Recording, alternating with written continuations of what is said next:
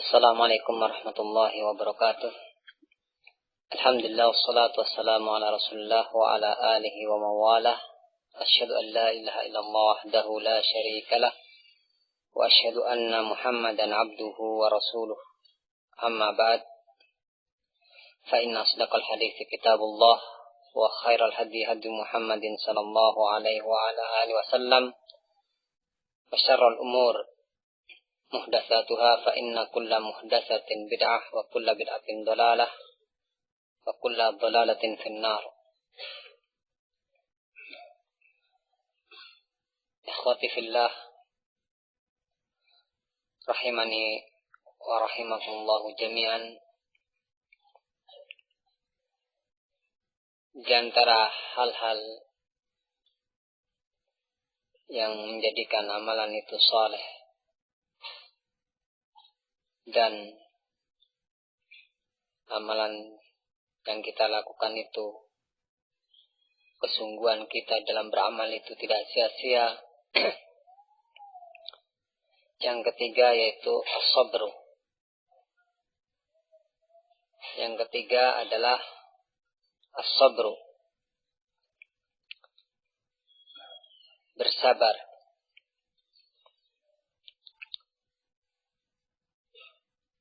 Ketika kita mau melakukan amalan, yang pertama kita harus meninjau amalan tersebut betul-betul didasari dengan ilmu. Kemudian kita mulai menyerahkan amalan tersebut kepada Allah, menyandarkan amalan tersebut kepada Allah Azza wa Jal. Yang ketiga yaitu kita bersabar.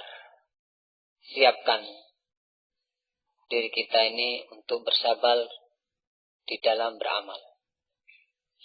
Dari awal, ketika kita melihat amalan taat yang akan kita lakukan,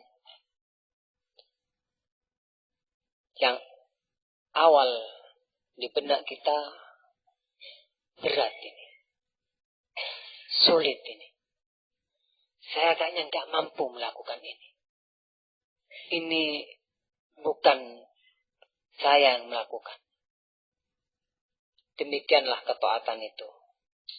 Ketika seorang ingin beramal, di awal kali melakukan ketaatan itu, tamengnya ini berat.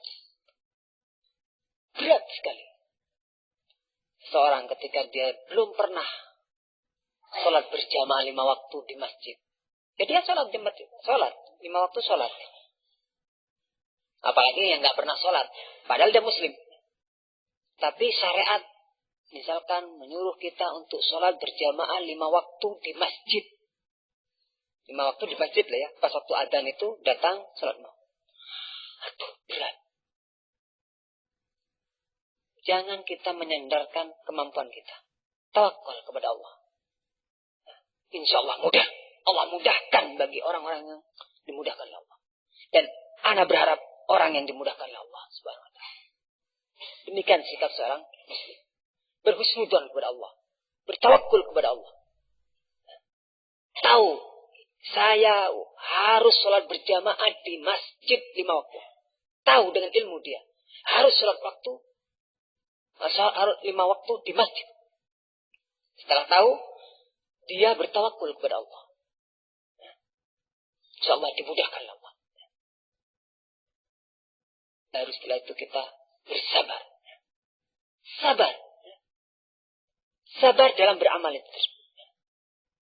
Maka yang tadinya berat, amalan soleh yang tadinya berat, ketika antum menghadapinya dengan kesabaran, Allah berikan kemudahan demi kemudahan. Silakan antum renungkan amalan-amalan soleh yang antum lakukan. Yang tadinya mau masuk masjid mendengarkan dars pelajaran, itu berat. Berat. Waduh nanti saya ini, nanti. Waduh saya tidak seperti mereka. Berat. Berat. Amalan saya itu berat. Ya, coba tak sabar saya. Ya. sampaikan pada saya atau mencaci maki atau apalah. Ya, saya tak latihan sabar. Ketika dia masuk, ternyata nggak ada yang mencaci maki. Awalnya, ya. Oh, disambut ini. Ternyata beda, ternyata. Di benak saya begini-begini, ternyata kok begini. Ini sabar. Penolong ini. Ketika melakukannya lagi, yang tadinya itu sudah, wah, gambarannya tuh berat. Sekarang sudah, karena dia sudah menembus ini pertama kali ini dengan kesabaran dan sukses, maka untuk yang berikutnya lebih ringan. Ya apa enggak? Lebih ringan. Amalan taat itu seperti itu. Demikian juga ketika maksiat. Yang saya maksudkan dengan amal soleh itu, ya, baik perbuatan ataupun sesuatu yang ditinggalkan, itu amalan soleh. Ya. Perbuatan yang dilakukan oleh seorang, ya. Yang ditinggalkan, ya, sesuatu yang ditinggalkan dari seorang, itu termasuk amal soleh juga. Misalkan, seorang ketika meninggalkan maksiat, ini termasuk amal soleh. Meninggalkan maksiat termasuk amal soleh yang saya maksud. Ketika dia meninggalkan maksiat, pertama kali itu berat dan berat. Waduh, gimana nih? Berat. Ya demikianlah sifat amal soleh tersebut. Tapi bersabarlah. Hadapi dengan kesabaran. Oleh karena itu Allah menyatakan wasta'inu bis-sabr was-shalah. Ya. Gunakanlah sifat sabar dan pergunakanlah salat. Dan Allah bersama orang-orang yang bersabar. Bersama orang-orang yang bersabar di sini, yakni Allah akan menolong orang-orang yang bersabar. Allah yang akan menolong. Kalau seorang itu sudah bersama Allah Azza wa Jalla, siapa yang akan bisa memberikan madarat kepada dia? Adakah seorang yang mampu memberikan madarat kepada dia kalau dia bersama Allah? Tidak ada. Oleh karena itu ketika Abu Bakar Siddiq menemani Rasulullah hijrah, yang Rasulullah itu dikepung-kepung, Rasulullah itu diburu, ditangkap dan diadakan sayembara. Barang siapa yang bisa menangkap Rasulullah akan diberi balasan yang luar biasa. Demikian juga Abu Bakar. Subhanallah, makhluk yang mulia ini, Abu Bakar, Rasulullah SAW dan Abu Bakar dikejar-kejar, tapi mereka ini bersama Allah. Allah menolong mereka. Allah lindungi mereka. Allah jaga mereka. Sampai masuk ke dalam gua. Dan mereka datang ke gua tersebut dan berada di atas gua. Sampai Abu Bakar mengatakan, "Lau anna ahadahum absara tahta qadamai la absarna la absarna." Oh, kama qala Abu Bakar As-Siddiq.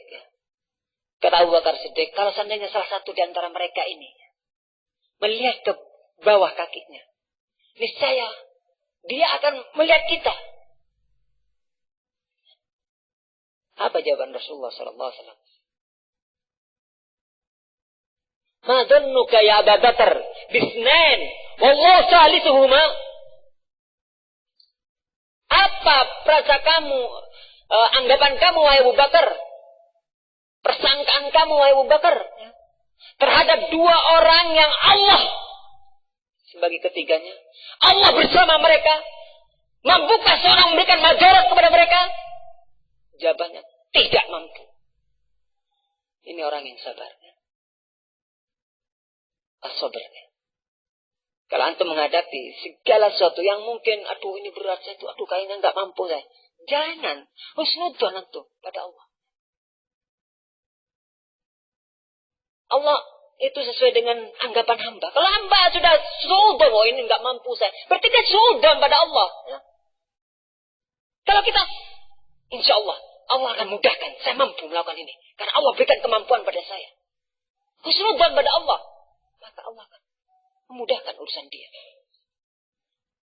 Bersabar kita. Bersabar melakukan amalan tersebut. Dan ingat, bersabar itu tidak di awal saja. Ya. Ketika mau beramal, aduh kayaknya berat, ini berat. Aduh kayaknya ini sulit. Enggak. Ya. Bukan di awal saja. Ketika sukses sudah selesai. Enggak. Baru pembukanya itu memang butuh kesabaran. Ketika di tengah-tengah amalan butuh kesabaran juga. Makanya kita di dunia ini hikmahnya itu memang Allah ciptakan kita ini untuk diuji. Siapakah di antara kita yang paling baik amalannya? Kita akan memperhatikan amalan kita ini bagaimana menjadi baik.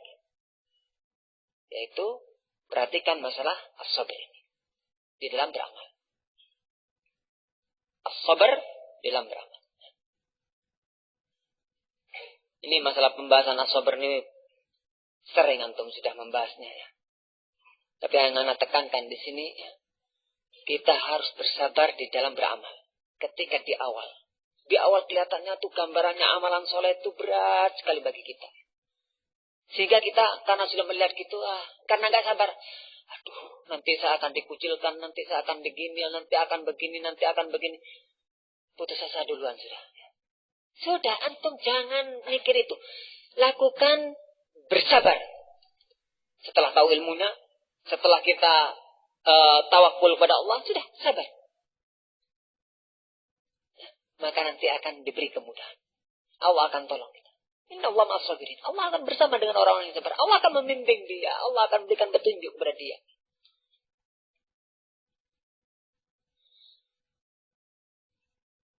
Baiklah, ikhwah rahimani rahimakumullah jami'an. Barang siapa yang berupaya dia untuk bersabar, maka Allah berikan kesabaran. Man yatasabbar yusabbirhullah. Barang siapa yang berupaya untuk bersabar, dia berupaya untuk bersabar, melatih dirinya untuk bersabar, maka Allah akan berikan kesabaran. Ini satu nikmat, tapi butuh upaya dari kita. Perjuangan dari kita. Allah berikan kesabaran. Dan nikmat kalau seorang itu sudah bisa bersabar. Ma'utiya ahadun ata'an khairan wa awsa'a minas sabr. Tidak ada pemberian yang Allah berikan kepada seorang yang lebih baik dan lebih lapang daripada kesabaran. Tidak ada. Tidak ada. Antum amalan apa saja kalau bersabar, wah, itu baik. Di awalnya maupun di akhirnya nanti. Dan itu akan membuat lapang seorang. Lapang, antum akan lapang ya. Gak terbebani ya. Kalau ada kesabaran. Makanya kita mengajak kepada orang-orang terdahulu. Bandingkan dengan diri kita. Bandingkan diri kita. Kita mau beramal, aduh. Nanti saya akan begini, akan dikucilkan, akan dimusuhi oleh orang, akan ini. Belum beramal. Kalau sahabat, para aimah kita, mereka sudah beramal. Dan mereka mendapatkan gangguan yang di benak kita ini belum terbayang mungkin. Kita jelas belum mendapatkan gangguannya. Di benak saja belum terbayang. Bagaimana para sahabat? Anda bisa bayangkan ya. Yang berkuasa orang kafir. Ya. Yang masuk Islam sedikit. Dan orang kafirnya nggak nanggung-nanggung. Kayak Abu Jahal, Abu Lahab. Nggak tanggung-tanggung. Betul-betul permusuhannya itu luar biasa memangnya. Dan menyiksa betul. Dan mereka tetap beriman. Karena apa? Karena ada kesabaran yang ada pada mereka. Antum bisa bayangkan bagaimana generasi as-sabiqun al-awwalun ketika mereka ini di awal-awal masuk Islam, generasi orang-orang yang baru, orang-orang yang masuk Islam di awal-awal datangnya Islam tersebut. Luar biasa, mereka itu subhanallah ya. Yang memiliki kedudukan saja langsung hilang itu ya. Tidak ditoleh lagi itu ya. Yang memiliki kedudukan yang tinggi, kemudian dia masuk Islam, langsung jatuh. Di hadapan mereka tadi. Di hadapan Allah mulia orang ini. Dipandang rendah, hina ya. Yang tadinya dikatakan begini, wah disanjung-sanjung, dipuji, Masya Allah. Ketika mereka berpegang teguh dengan Islam, dan meninggalkan ajaran nenek moyang mereka, baru datang ancaman-ancaman. Dan baru tidak percaya lagi sama mereka. Menimpa pada Rasul SAW. Mereka menyatakan Rasul itu orang yang jujur, orang yang amanah ya. Tapi ketika datang Islam dan Rasulullah mendakwakan Islam ini, maka Rasulullah disebut apa? Sahir, majnun. Ya, tidak ada kata al-aminah, tidak ada lagi. Belum permusuhannya. Demikian juga Mus'ab, Masya Allah. Tapi setelah itu hilang. Dan demikian yang lainnya. Itu yang punya kedudukan. Yang tidak punya, lebih-lebih lagi. Jadi budak, wah lebih-lebih lagi. Kayak Bilal. Ya sudah, dianiaya betul. Ya. Tapi dengan sabar, datang pertolongan Allah. Sampai Abu Bakar membebaskan Bilal. Datang pertolongan Allah. Nah, oleh karena itu, hendaklah kita bersabar ya, di dalam beramal soleh. Dari awal sampai selesai amalan tersebut. Kalau kita bersabar, maka akan sempurna amalan tersebut. Seorang yang bersabar, dia akan sempurna amalan. Orang yang belajar agama, dia mondok, maka bersabar dia. Sabar kuncinya. Sabar, semuanya sudah dikiranya tidak ada gangguan, Pak. Gangguannya lebih besar. Thalabul ilm itu, wah, nikmat yang amat besar. Tidak semua orang mendapatkan kesempatan ini. Tidak semua orang mendapatkan kesempatan bisa belajar. Tidak semua orang. Ini satu nikmat. Thalabul ilm. Tetapi orang yang mendapatkan ini, jelas gangguannya lebih besar dibandingkan yang selainnya. Terlalu banyak kisah-kisah sudah. Oh, saya tak kerja dulu, nanti kalau saya sudah kerja nanti saya akan begitu. Subhanallah. Silahkan, itu ide-ide saja cuma, rencana-rencana saja. Setelah kerja, lupa thalabul ilmnya. Hanyut dengan kerjaannya. Hanyut dengan dunianya. Wah, sampai ini saya akan dekat sama pondok, saya kepingin belajar ya. Karena nggak sabar kuncinya cuma ya. Wah, sudah susah payah, sudah kerjaannya ditinggalkan ya. Yang dulu gajinya sekian-sekian, sudahlah, saya tak usah lah, biasa-biasa sajalah. Ya, harta saya masih banyak. Dia tinggalkan kerjaannya. Padahal dulu gajinya Masya Allah. Setelah dengar taklim, wah semangat, mantap, ditinggalkan. Ingat, bukan saya melarang itu ya. Tapi anak ingatkan untuk sabar. Ya. Untuk sabar. Bersabar. Ketika antum sudah meninggalkan ini, ya, yang sudah jelas ini kurang bagus, antum sudah masuk kepada yang lebih bagus. Maka sabar. Antum akan mau mengamalkan soleh ya. Bersabar. Sudah ditinggalkan, pindah ini. Mana pondok yang bagus? Oh di sini, mondok di situ. Oh di sini lagi, mondok di situ. Oh cari kaplingan. Tidak tahu di Solo masih belum ada ya. Tapi kan banyak orang yang mendekat di pondok ini ya kan. Tapi subhanallah, niatnya bagus, Masya Allah. Tapi kurang sabar. Akhirnya ketika masuk, Aduh, berat kayaknya nih. Aduh, kurang sabar sudah. Mau begini, aduh masih berat, mau ini berat. Akhirnya sama saja kondisinya sebetulnya. Cuma dia sekarang ini lebih dekat rumahnya ke pondok dibandingkan yang dulu. Itu aja bedanya. Kesarannya sama. Sama-sama tidak taklim. Sama-sama taklimnya kurang. Nah ini tolong diperhatikan yang seperti ini. Karena kurang sabar. Jadi sabar itu terus. Butuh kesabaran. Thalabul ilm demikian. Banyak ya, yang namanya belajar itu ya ada ustadznya, dia dan juga ada teman-temannya. Dan juga ada fasilitas-fasilitas di dalam thalabul ilm. Ini semuanya nih butuh kesabaran. Ustadznya. Ya butuh kesabaran. Menghadapi ustadznya. Ya macam-macam. Ustadznya itu manusia. Mesti ada kekurangannya. Waduh saya nih ustadz ini kok kurang begini-gini. Wah pindah saja. Nanti di situ mesti ustadz itu manusia. Ada kekurangannya. Waduh ustadz ini ternyata begini. Kalau sudah dekat dia tahu kekurangan-kekurangan ustadz itu. Kalau masih jauh. Antum jarang ketemu. Kalau ketemu cuma ya setahun sekali atau sebulan sekali. Ya paling tahunya yang baik-baik saja. Tapi kalau sudah setiap hari ketemu. Oh kalau safar, begini. Antum tahunya kan nilai kekurangan saja. Ya, orang yang kurang baik itu menilainya kekurangannya saja. Oh ternyata ustadz ini kurangnya ini kurangnya ini. Yang dinilai orang lain saja, termasuk ustadznya dicari kekurangannya. Oh sering bolos.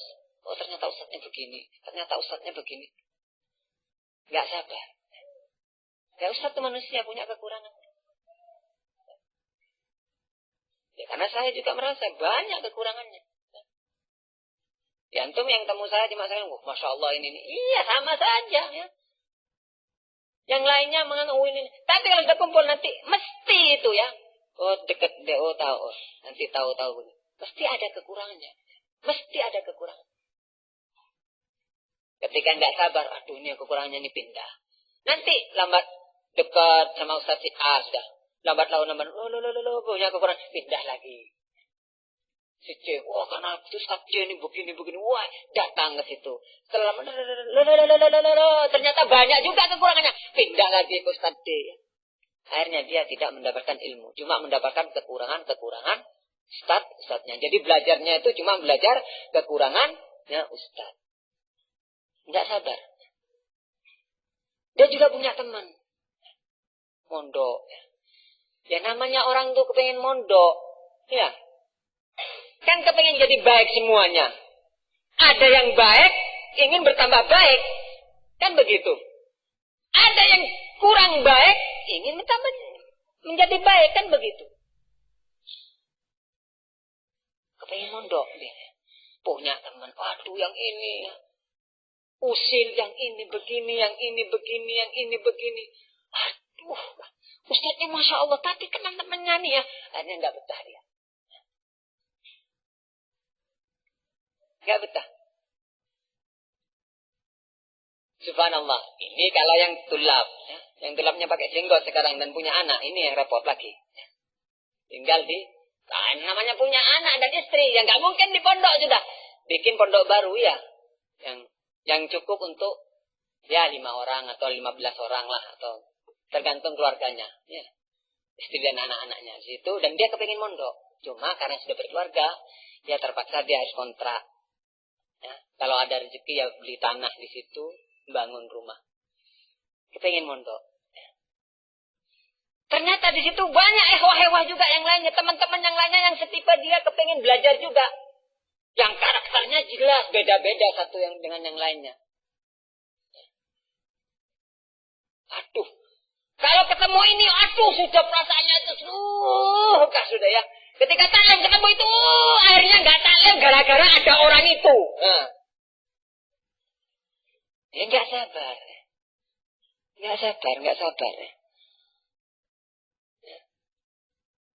Waja'alna ba'dakum li ba'din aduwan atasbirun. Nah, coba perhatikan. Dan kami jadikan sebagian kalian waja'alna ba'dakum li ba'din fitnatan. Atasbirun? Dan kami jadikan sebagian kalian kepada sebagian yang lainnya sebagai fitnah. Fitnah, ujian bagi kalian. Ya. Apakah kalian bisa bersabar? Nah itu kan. Coba perhatikan. Ya, kalau semuanya baik semuanya, baik semuanya, nggak ada yang kekurangannya ya. Nggak ada. Al-amru bil ma'ruf wan nahyi 'anil munkar. Baik kabeh wis. Ya.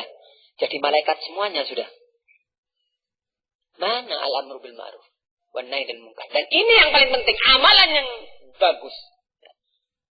Yang sudah banyak ditinggalkan oleh manusia. Amalan ini, amal soleh, al-amru bil ma'ruf wan nahyi 'anil munkar. Jadi amalan ini banyak. Yang saya maksudnya amalan ini banyak ya.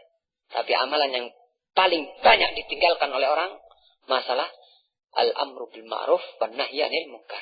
Terkhusus an-nahyu 'anil munkar.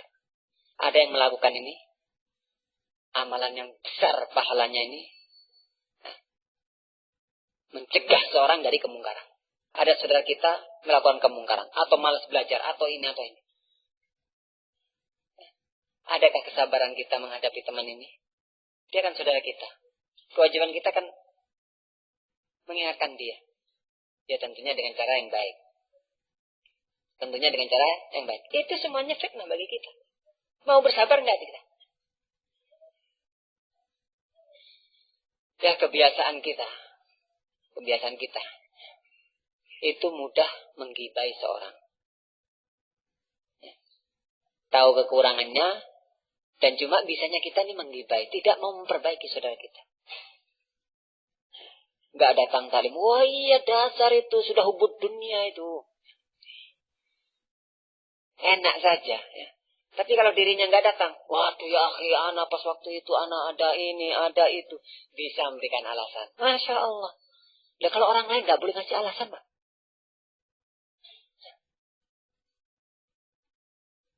Subhanallah. Kita ini enggak adil kadang-kadang. Kalau orang lain yang berbuat salah, wah itu karena ini, itu, ini. Langsung divonis. Ya. Tapi giliran dia. Sebelum orang itu bertanya, langsung mengungkap. Oh saya afwan, kemarin tuh saya begini. Paham? Ya. Jelas ya. Saya karena tidak hadir, begini. Paham ya? Alhamdulillah. Ini yang saya mau. Supaya kamu paham tentang apa yang tidak saya lakukan itu. Tapi ketika orang lain, subhanallah, lisan kita ini maunya bergibah. Mana al-amru bil ma'ruf, amalan soleh ini? Kita nggak sabar dengan saudara kita. Oh, banyak masih amalan-amalan soleh. Jadi jenis amalan soleh masih banyak. Tapi saya membahas tentang ini hal-hal yang perlu kita perhatikan supaya amalan kita ini betul-betul menjadi amalan yang soleh dan tidak sia-sia upaya kita di dalam beramal soleh tersebut. Bal ikhwah rahimani Allah jami'an. Sabar ini penting sekali dalam kehidupan kita. Karena itulah yang akan menerangi hati kita. Yang akan membimbing hati kita. Ya. Sehingga tanpa al-haq itu al-haq, al-batil itu kebatilan. Dengan kesabaran. Belajar ilmu. Kalau antum bisa sabar, nanti akan tampak itu. Dan belajar ilmu itu tidaklah terhenti dengan nikah. Terutama akhwat. Ya. Ingat. Akhwat, kalau sudah nikah berarti sudah selesai thalabul ilm. Tidak. Thalabul ilm itu tidak berhenti walaupun sudah nikah. Termasuk abah juga. Ya. Para bapak. Mutazawizun. Ya. Dan anak ingatkan. Karena ini anak melihat banyak mutazawizun. Ya. Anak ingatkan. Pada antum semuanya. Para mutazawizun. Orang-orang yang sudah menikah. Ya. Antum seharusnya lebih semangat thalabul ilm daripada yang bujangan. Harusnya lebih semangat. Nah kenapa? Karena antum telah melakukan amalan-amalan yang tidak mereka lakukan. Ya bang enggak? Berarti antum harus lebih mengetahui tentang ilmu tersebut. Ya apa enggak? Ya apa enggak? Saya ingin beramal ini. Maka wajib bagi saya mempelajari ini. Ya apa enggak? Saya mau sholat. Saya harus tahu tata cara sholat. Saya harus tahu. Berarti saya harus belajar. Begini. Seharusnya antum, wahai mutajawizun, lebih bersemangat dibandingkan orang-orang yang bujangan. Ya, harus lebih bersemangat. Kenapa? Yang bujangan itu tidak ada kewajiban yang telah diwajibkan kepada kalian. Ya, antum punya istri, apa hak istri, apa hak anak, hak istri, hak suami, harus dipelajari. Nanti setelah itu ada problem lah. Namanya keluarga banyak problem itu, iya enggak? Iya apa enggak? Kalau bujangan, mau kemana? Ambil tas pergi, selesai sudah. Iya apa enggak? Antum mau kayak gitu? Enggak bisa. Ternyata ada problem ini. Oleh karena itu, banyak belajar. Dan upayakan. Istri dan istri itu lebih dikasih ilmu. Karena itulah madrasah bagi anak-anak antum. Antum sibuk dengan dunia mencari maisha. Sementara istri di rumah. Nah, kalau istrinya juga pergi-pergi juga, anaknya gimana terus? Anaknya terus gimana? Maka saya nasihatkan para mutazawwijun, antum harus lebih bersemangat. Bersemangat. Untuk bersemangat itu, antum bisa belajar pada ustaz, misalnya usul salasah. Sudah. Upayakan, diajarkan sesama mutazawwijun juga. Begitu caranya. Yang belum tahu, ayo.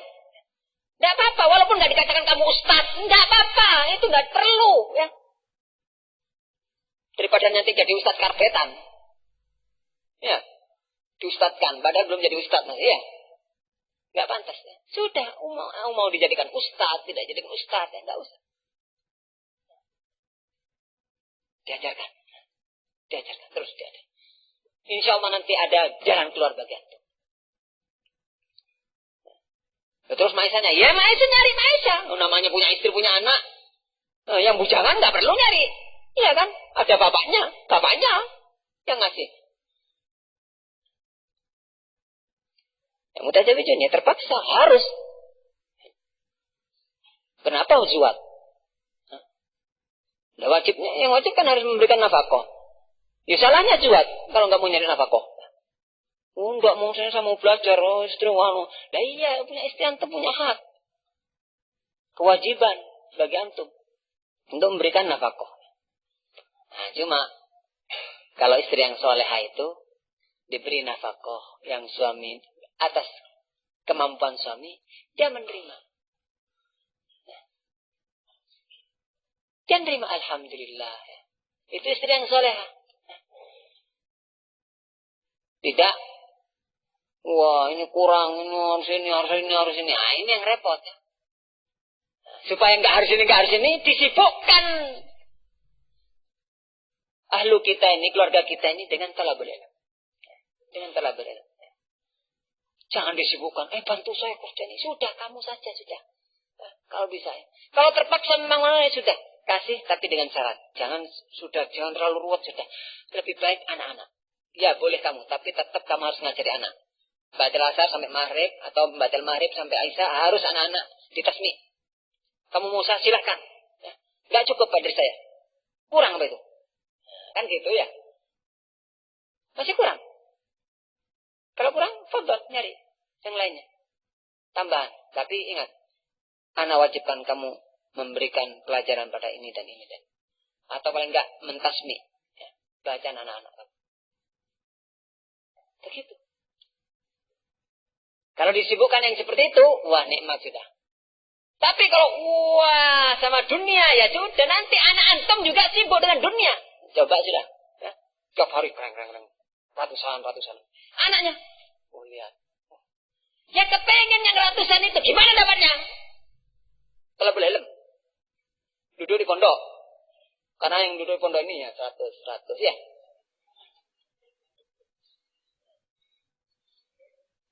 Pandangannya setiap anak melihat, Abi sibuk dengan dunia, Umi sibuk dengan dunia terus.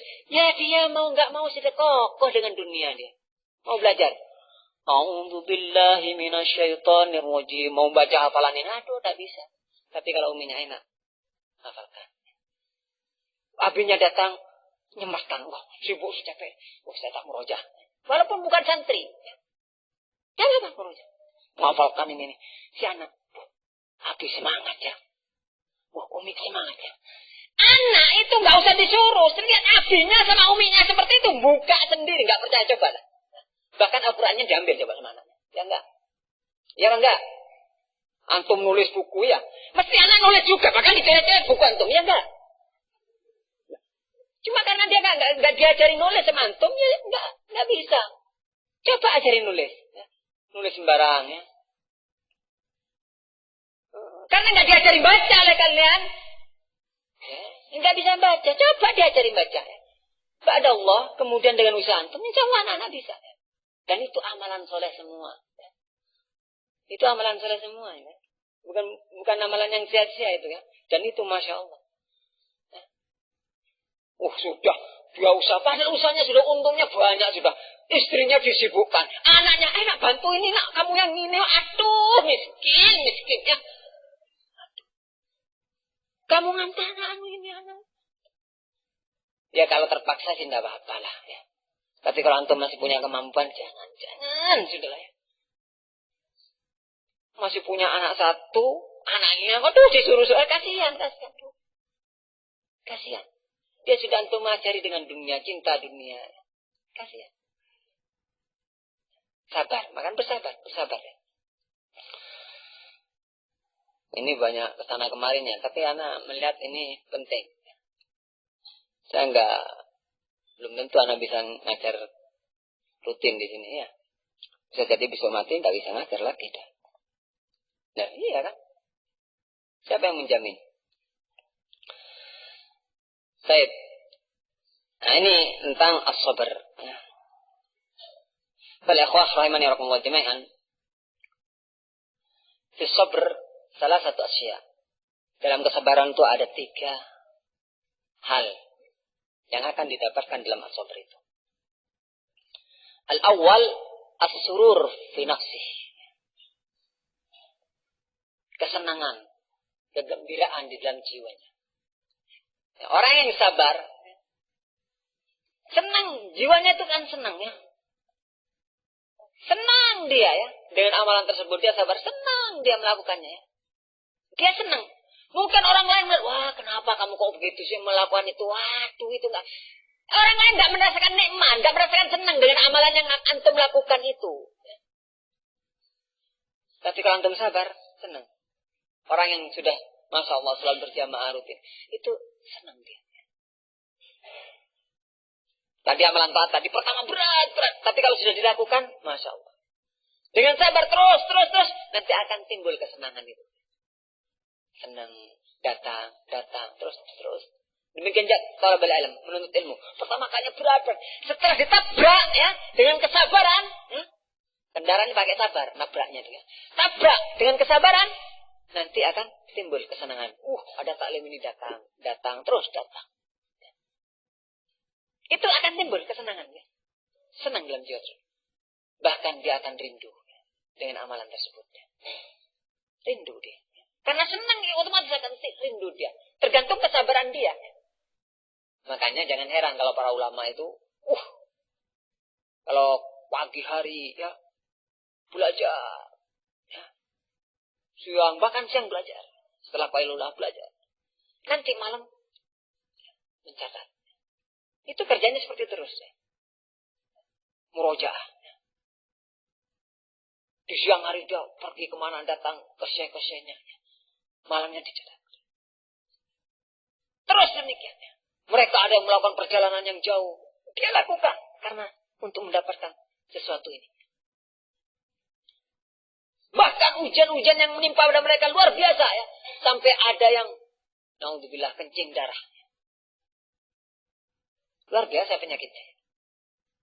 Tapi mereka sabar. Ya. Kalau masalah juk, wah itu sudah biasa sudah.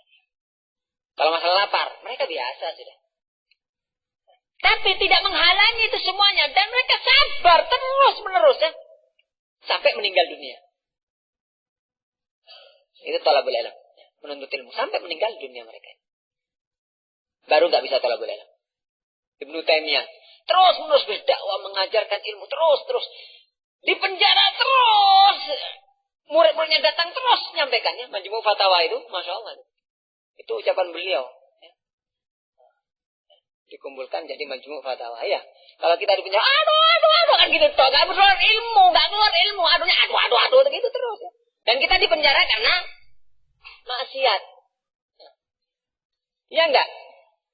Kalau Syekhul Islam Ibnu Taimiyah di penjaranya karena dakwah. Amal soleh. Tetap. Sehingga ketika itu mereka, waduh kalau gini nih bahaya nih ya. Akhirnya dikucilkan. Baru merasa sedih. Sedih Syekhul Islam. Kenapa? Karena sudah tidak bisa lagi berdakwah. Karena senang itu. Timbul kesenangan sudah. Gak bisa. Kalau senang tuh dia akan pertahankan gitu ya. Dia pertahankan. Makanya bersabar. Ya. Karena dalam kesabaran itu ada 3 hal yang akan dia dapatkan. Yang pertama, as-surur.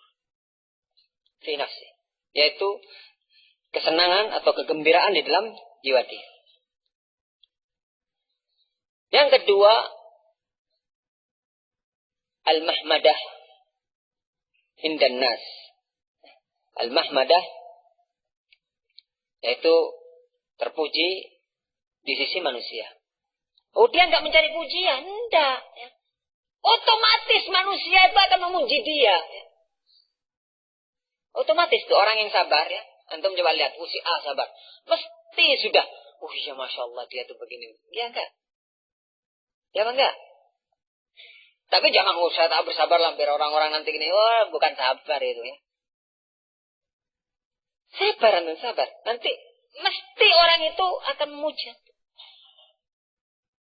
Gak usah dicari pujian tuh. Pujian akan datang sendiri. Kalau antum dekat sama Allah. Ya, sampai datang kecintaan Allah. Nanti Allah akan tanamkan kecintaan kepada kalian. Kepada dada-dada kaum mukminin.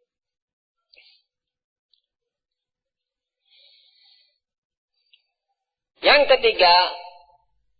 As-sawab minallahi ta'ala. Yaitu balasan dari Allah Azza wa Jalla. Yang balasannya itu luar biasa. Innama yuwaffas sabiruna ajrahum bighairi hisab. Hanyalah orang-orang yang bersabar itu akan dipenuhi balasan amalannya itu tanpa hisab. Tanpa hitungan. Artinya terlalu banyak sampai nggak bisa dihitung. Ini orang-orang yang bersabar. Orang yang bersabar luar biasa pahalanya. Nggak ada hitungannya. Banyak sekali.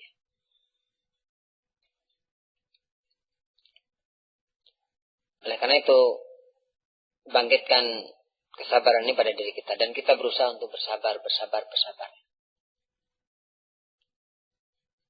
Orang yang bersabar, kesulitan, musibah, sebesar apapun yang akan dia terima itu akan menjadi ringan.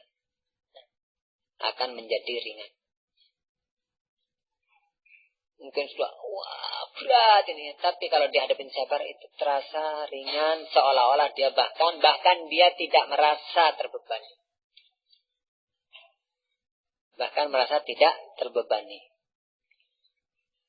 Sebaliknya, kalau tidak ada kesabaran, seringan apapun musibah yang menimpa pada dia, maka terasa berat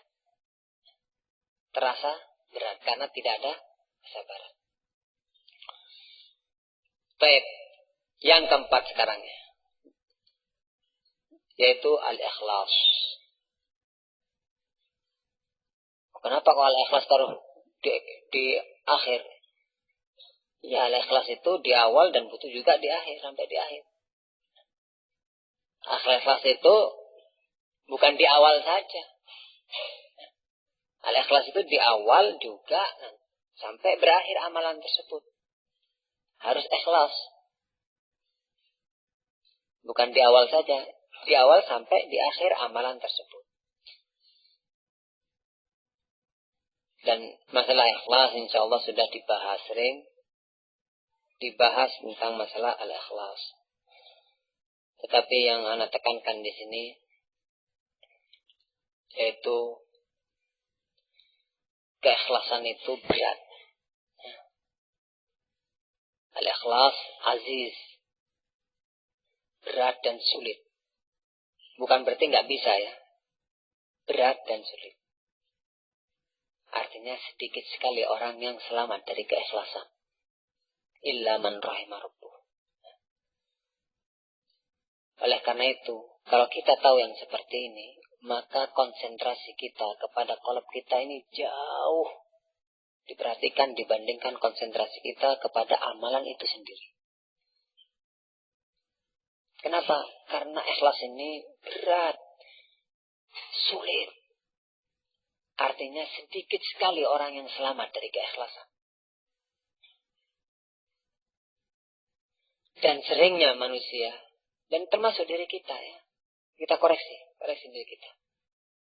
Jangan sampai kita cuma berbicara pada orang lain. Dan anak juga berbicara ini bukan berarti, wow anak termasuk orang yang paling ikhlas di antara anda. Tidak. Kita semuanya akan mendapatkan gangguan ini semua. Kebanyakan manusia ini yaitu kurangnya keikhlasan atau bahkan tidak adanya keikhlasan di dalam beramal. Dalil-dalil tentang ikhlas sudah terlalu banyak ya. Anak cuma akan menekankan ini. Kebanyakan manusia yang selamat dari keikhlasan ini sedikit. Manusia ini yang selamat dari keikhlasan itu sedikit. Sehingga konsentrasi kita kepada al-qalb ini jauh lebih besar daripada konsentrasi kita kepada amalan itu sendiri. Ya wajib kita mau beramal amalan A, wajib kita untuk mengilmui. Wajib memperhatikan tentang amalan ini secara syar'i bagaimana. Wajib. Tetapi juga yang tidak kalah pentingnya masalah qalb kita. Kita koreksi qalb kita ini. Apakah kita mengamalkan sesuatu tersebut ikhlas karena Allah atau tidak? Kalau tidak, perbaiki dulu amalan kita. Perbaiki niatan kita. Kalau kita belum ikhlas, perbaiki dulu. Jangan sampai kita tidak ada keikhlasan kemudian beramal. Ini salah. Harus pondasinya ikhlas dulu. Sebab kalau amalan yang dibangun di atas selain ikhlas, ya ini bukan karena Allah, maka amalan tersebut sia-sia. Ya. Kalau yang mendorong kita beramal itu bukan karena Allah, tetapi karena A atau karena B, ya, maka apa? Gugur amalan tersebut. Dan sia-sia kita. Upaya kita capek aja cuma ya. Nggak mendapatkan apa-apa. Dan ingat, keikhlasannya sulit. Kenapa sulit? Karena memang berat sekali. Sehingga kita harus mengoreksi. Setiap perjalanan hidup kita ini terus dikoreksi hati kita ini. Sejauh mana keikhlasan kita itu. Karena beratnya keikhlasan ini. Dikoreksi terus.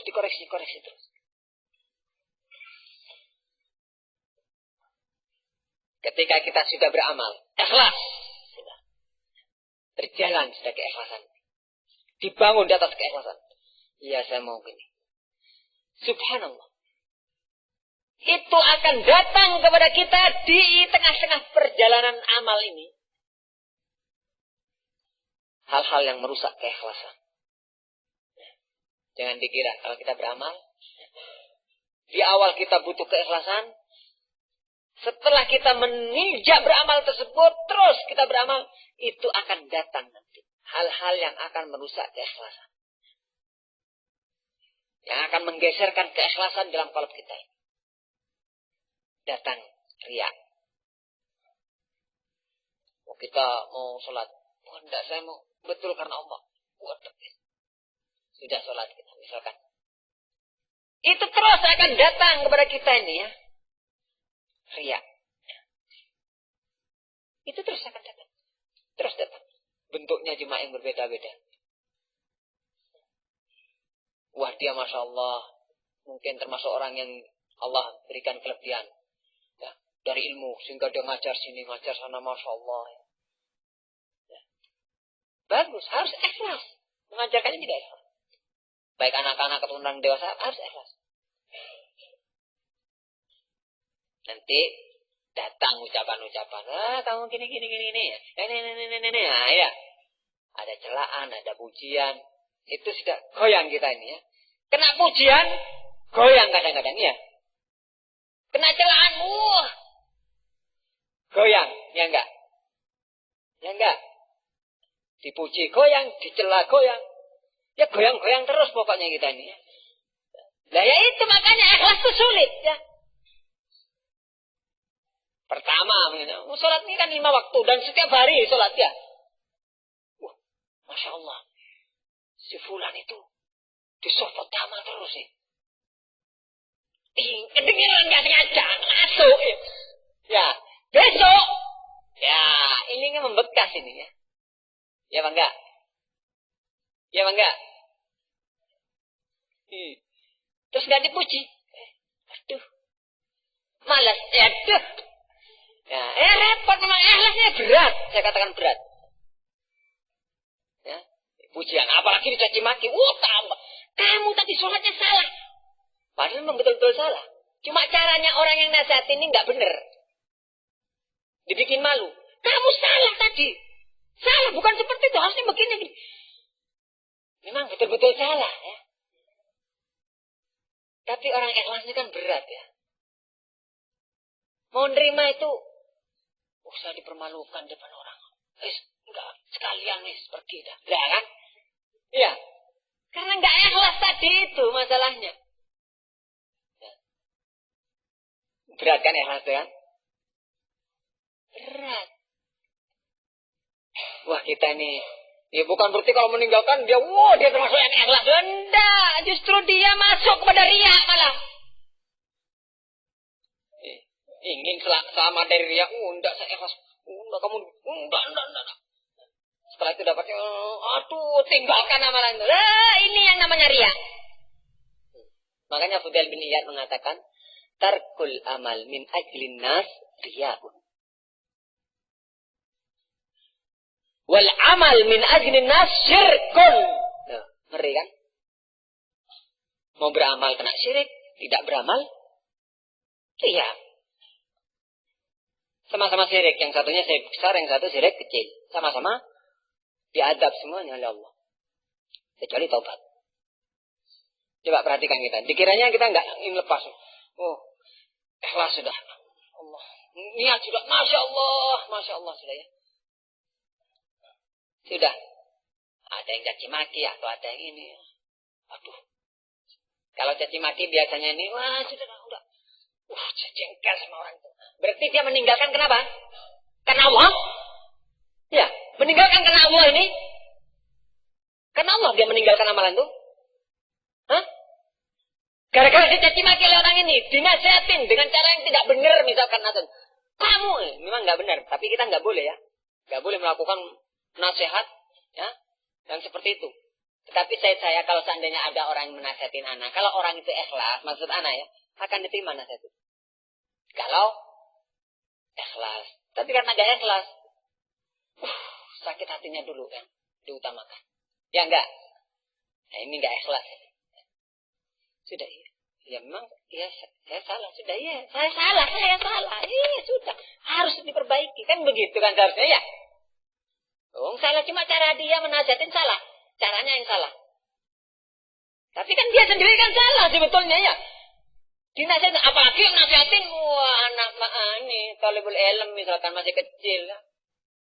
Pak. Jangan gitu Pak. Salah Pak. Ya. Caranya salah lagi. Waduh. Tambah. Gitu ya. Subhanallah. Padahal benar, ini belajar ini anak ini.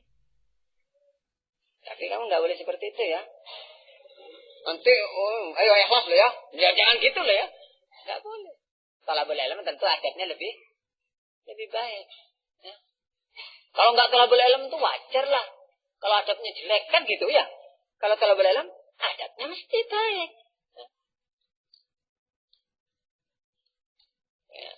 Itu kata Al-Imam Hasan Al-Basri. Kana rajulu idza talaba al-ilma lam yaba ajra dzalika fi takhashu'ihi wa lisanihi. Atau kama qala Hasan Al-Basri. Seseorang apabila dia itu talabul ilm, menuntut ilmu, maka tidak lama lagi akan tampak pengaruh ilmu tersebut pada kekhusyuan dia, pada lisan dia, pada perbuatan-perbuatan dia, yadnya dia, perbuatan-perbuatan dia. Nah, ini bagi kita juga pelajaran juga ini ya. Kita belajar, saya senior, udah tahun dulu saya belajar salaf ini. Tapi akhlaknya, subhanallah. Ya, akhlaknya tidak menampakkan dia thalabul ilm. Kalau thalabul ilm itu enggak lama lagi dia duduk ini dengarkan nasihat, dengarkan ilmu. Enggak lama lagi hitungannya tuh yang enggak lama sudah berubah, yang tadinya preman, masya Allah ahli ibadah. Loh, kalau jadi preman lagi kan repot. Nah. Yang tadinya dia tuh masa hidupnya sudah rusak. Tapi dengan thalabul ilm, masya Allah, berubah. Yang tadi adabnya kurang bagus menjadi baik ya. Itu memang pengaruh ilmu demikian. Ilmu yang nafi itu seperti itu. Makanya thalabul ilm itu orang yang paling baik adabnya, akhlaknya seperti itu. Dan kita semuanya thalabul ilm lah ya. Walaupun sudah nikah. Anak kembali lagi kepada keikhlasan. Berat ikhlas ini. Kata Fudail bin Iyad, tarkul amal min ajlin nas riya'un, wal amalu min ajlin nas syirkun. Kita kena ini. Kena. Meninggalkan amalan karena manusia itu adalah riya. Meninggalkan amalan karena manusia itu adalah riya. Melakukan amalan karena manusia itu syirik. Gimana kita mau beramal? Tapi karena manusia? Atau meninggalkan amal karena manusia? Karena manusia itu bisa jadi dengan pujian. Waduh, masya Allah. Karena orang itu beramal, biasa dipuji oleh manusia. Dan itu memang seperti itu. Ya. Masya Allah, antum, masya Allah, masya Allah, masya Allah. Sudah banyak pujian lah. Baik yang hartanya ada dermawan, masya Allah. Dan masya Allah, antum, masya Allah, masya Allah. Itu punya pengaruh. Aduh, udahlah. Sehingga apa? Wah, tidak ikhlas nanti saya. Sekarang apa permasalahannya? Dia meninggalkan amalan apa? Yang seharusnya dia beramal kan seharusnya. Sholat yang harus misalkan ketahuan. Waduh, nanti kalau ketahuan nanti nggak ikhlas saya. Saya tak sembunyi-sembunyi aja kalau sholat. Padahal sholat jamaah ya harus ketahuan. Kecuali jinnya. Tapi yang perlu anda tekankan, amalan-amalan yang bisa antum rahasiakan, tapi antum beramal karena Allah, itu bagus. Ya, yang bisa dirahasiakan, yang orang lain tidak banyak tahu, itu bagus. Ya. Kalau zakat ya nggak mungkin tidak ketahuan orang.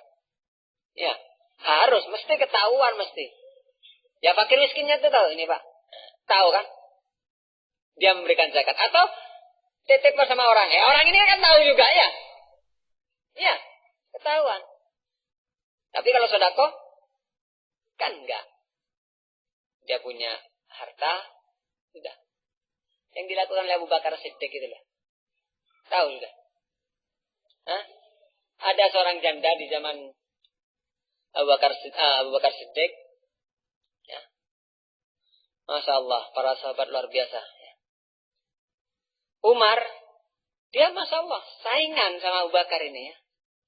Cuma sering kalah Umar ini. Abu Bakar unggul terus ya. Dan banyak hal. Termasuk, ya sudah kalau infak ini seluruh harta saya kan itu menang Abu Bakar ya. Umar separuh ya. Coba kita ya. Punya harta banyak, separuh ya Rasulullah untuk jihad fisabilillah. Protes itu yang di dapur itu ya. Jangan dia. Wah. Iya karena mentalnya seperti itu. Ya kita didik ini kayak istrinya Abu Bakar gitu loh. Kalau kepingin infak seperti itu harus dididik seperti istrinya Abu Bakar. Kalau istrinya belum seperti itu ya jangan infak seperti itu. Atau kita sendiri imannya tidak seperti Abu Bakar. Wah infak seperti itu. Misbah. Aduh. Repot ini ya. Repot. Nah. Tidak benar yang seperti itu. Abu Bakar enggak. Habis ini nih enggak ngemis-ngemis enggak. Waduh akhi saya sudah tak infakkan semuanya ini. Ngenes tuh. Enggak ngemis tapi ngenes. Ya ngemis tapi dengan cara lemah lembut ya. Iya kan? Masya Allah sekarang saya enggak makan ini. Saya enggak makan. Subhanallah. Kenapa? Iya harta saya semuanya tak infakkan di jalan Allah. Saya mengharapkan pahala dari Allah. Subhanallah ngenes. Enggak itu enggak tampak pada sahabat enggak seperti itu tipenya. Kalau kita kan, infaknya susah sedikit, kepinginnya, orang lain tahu ya kan?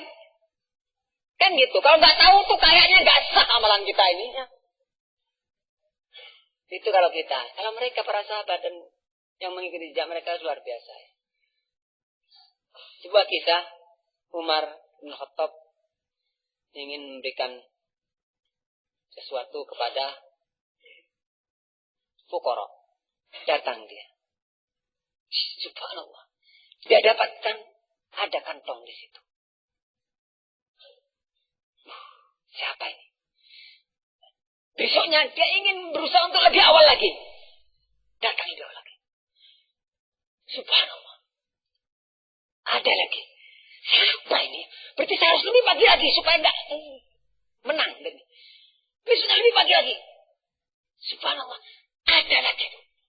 Wah penasaran terus. Siapa orang ini ya? Besok lagi. Enggak sementara itu. Wah saya siapa ya? Saya kepingin sodako sama dia. Tapi kok ada hal saja ya? Gak seperti itu Umar. Ya? Umar gak tipenya gak seperti itu. Loh. Kok tahu Ustaz? Ya nanti tak ceritakan. Ya? Sudah ada lagi. Datang lagi. Ada lagi. Terus. Maunya mendahului. Ada lagi. Terus berjalan tidak sehari, 2 hari, 3 hari. Terus berjalan itu. Berjalan. Ada. Terus. Terasa kalah dia. Sampai. Terus sampai. Suatu saat. Kok nggak ada. Baru dia tahu. Oh kalau begitu ini. Abu Bakar. Karena Abu Bakar sudah meninggal. Ya. Abu Bakar sudah meninggal. Ketika Abu Bakar meninggal. Baru itu kosong. Nah, baru Umar bisa. Abu Bakar nggak pernah cerita-cerita. Mar itu saya loh Mar.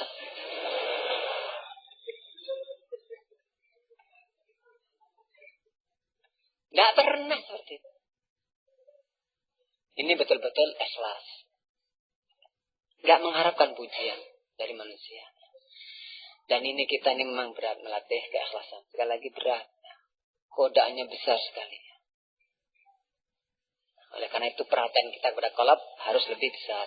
Dan ingat qalb ini berada di 2 jemari tangan Allah. Nah, dan seorang itu, kenapa sih kok tidak bisa berbuat ikhlas? Ini permasalahan kita. Nah, kenapa?